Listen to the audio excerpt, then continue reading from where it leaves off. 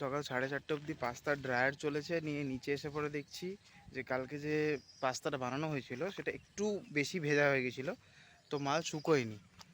এবার কিছু কিছু ট্রে শুকিয়ে গেছে পুরো, কিছু কিছু ট্রে শুকোয়নি। এবার সেই থেকে এখন অবধি আমি যতগুলো শুকনো ট্রে ছিল সেগুলোকে সব আলাদা করে সেগুলোকে প্যাকিং করেছি, কারণ আমার স্টাফ যতক্ষণ আসবে ততক্ষণ যদি মানে ও আসবে তারপরে যদি এইগুলো করা হতো, শুকনো ট্রেগুলোকে আলাদা ভেজা ট্রেগুলোকে আলাদা, তো অনেক টাইম লেগে যেত, কারণ আমাকে 4টের মধ্যে ধানবাদের বাসে চাপাতে হবে মাল। তুই জানিস আমি কটা থেকে জেগে আছি, কটা থেকে কাজ করছি তুই জানিস? দেখ অংশগ্রহণ কাকে বলে।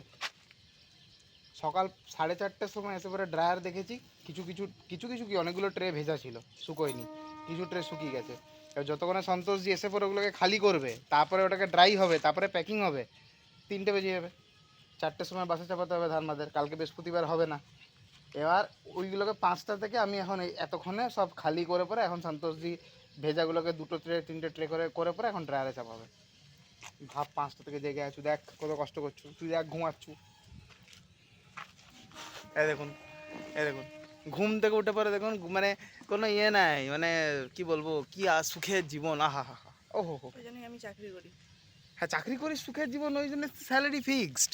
আমাদের তো যখন খুশি দুমদাম। 2 hours later. আবার ড্রায়ার চলছে এখন, দেখাচ্ছি প্রচণ্ড গরম ভেতরটা, এখন 40 ডিগ্রি ভেতরে।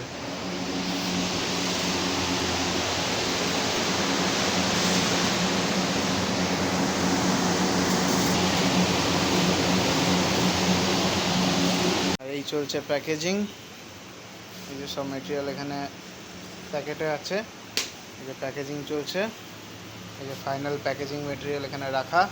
এবার এগুলো সব প্যাক হয়ে পরে বেরোবে। এই দেখুন আমরা যে ইউজ করি সুজি, পিওর সুজি, কমপ্লিট।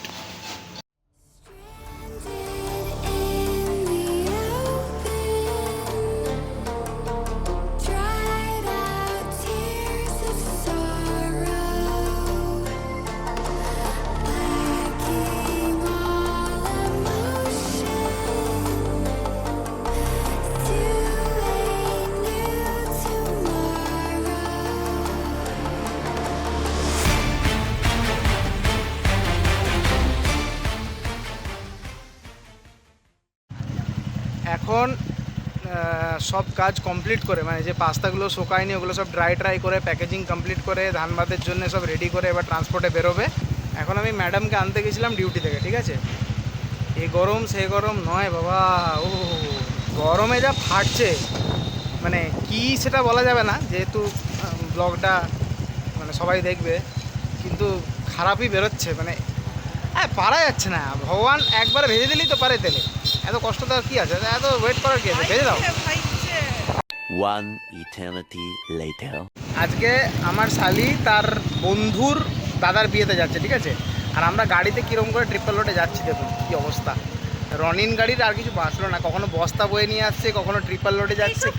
আমাদের কেমন লাগছে আগে যেন সবাই কমেন্ট করে জানাবে। তোকে কেমন লাগছে কমেন্ট করে জানিয়ে দেবে, ওর চ্যানেলে জানিয়ে দেবেন, আমার চ্যানেলে জানিয়ে লাভ নেই। আমাকে তো সোনাক্ষী সিনহার ছোট বোন লাগছে। ইয়েস, বড়ের মাঠ কপাল তো নয়।